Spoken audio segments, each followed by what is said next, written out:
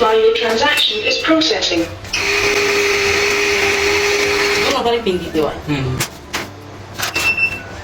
Please take your cash.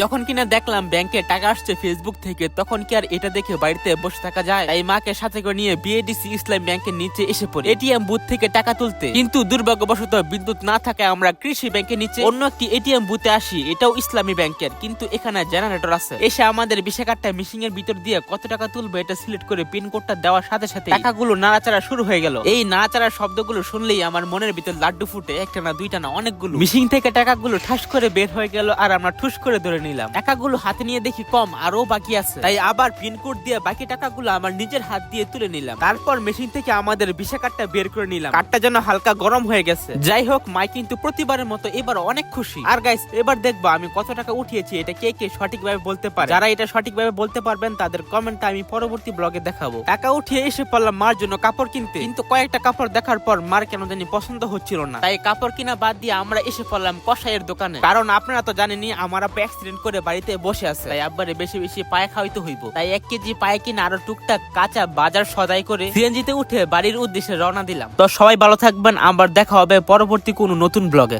Allah Hafez.